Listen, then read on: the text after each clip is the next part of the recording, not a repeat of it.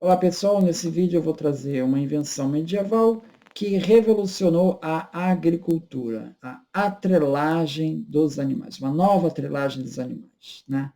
Desde o século XX, a historiografia medieval tem dado destaque ao papel das inovações técnicas na transformação das estruturas sociais.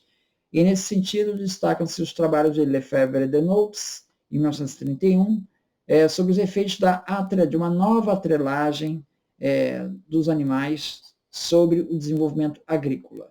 Tá?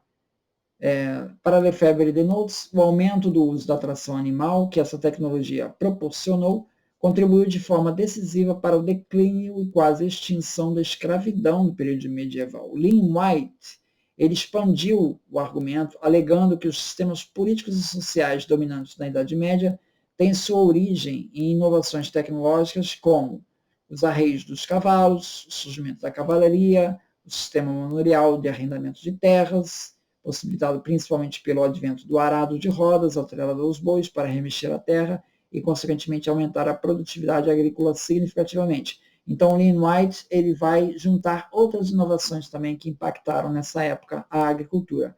O Robert Fosser ele observa que esse viés mecanicista historiográfico, né, essa ideia de que mecanicista por quê?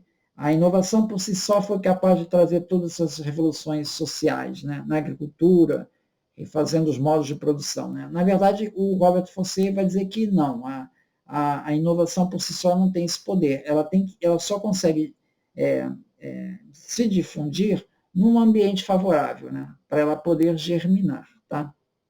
Então, essa abordagem mecanicista historiográfica tem sido complementada por uma abordagem que leva em conta os fatores sociais e as condições mentais que possibilitam a incorporação das técnicas. O Lefebvre Desnoutes explica no seu livro que uma das razões que explica o pouco uso dos cavalos na época, antes dessa invenção, no transporte de cargas pesadas, era o posicionamento indevido dos arreios, que forçava o pescoço do animal, dificultando a respiração.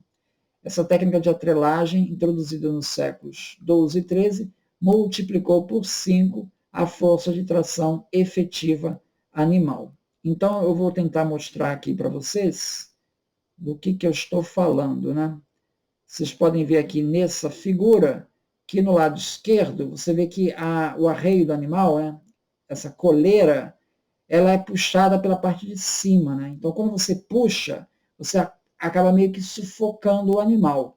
Na parte da direita eu tenho a coleira, tá? Mas eu puxo pela parte de baixo aqui. Então, quando você puxa pela parte de baixo, o efeito aqui no pescoço vai ser bem menor. Então, o animal não vai se sentir tão sufocado. Conclusão, ele pode carregar cargas mais pesadas. Essa aqui é a questão. Tá? Ele pode carregar cargas mais pesadas. Então, essa inovação, então, ela revolucionou a agricultura ali pelo século XII e XIII. Cavalos com arreamentos adequados, lavrando a terra, já eram registrados no norte da Noruega já no século IX. No entanto, as atrelagens de bois elas não desapareceram por completo na Europa ainda no século XIII. Então, veja, mesmo que essa nova arreio em cavalos, né, mesmo assim continuaram usando os bois na agricultura até o século XIII. Então, veja a resistência à inovação. Né? O arreio para o boi ele era menos adequado, porque o cavalo poderia ter uma produtividade maior. Ush já mostra que o arreio ineficiente do passado pode ser atribuído em parte porque não havia uma disposição em fazer um uso extensivo da força animal.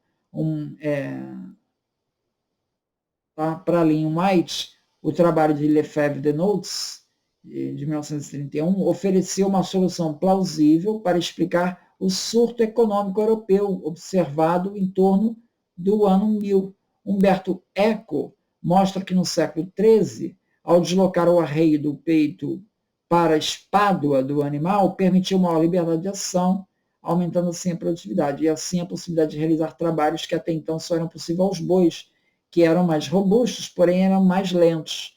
A primeira representação da atrelagem de uma coleira de ombro, também conhecida como espádua, trata-se de um manuscrito mantido na Biblioteca Municipal de Trier e que data de cerca de 800. Segundo o Regine Pernod, essa inovação, a atrelagem animal, deveria introduzir uma profunda renovação dos costumes. A atração humana havia sido, até então, superior à atração animal.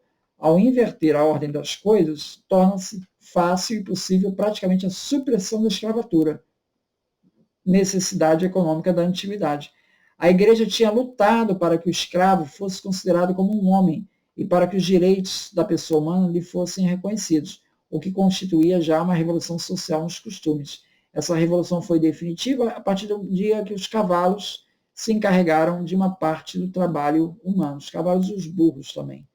Então, ele mostra, então, a Regine Pernod exatamente essa questão, que a inovação surge quando já temos aí um caminho preparado aí pela igreja para a supressão desse trabalho escravo. Então é isso. Muito obrigado, então.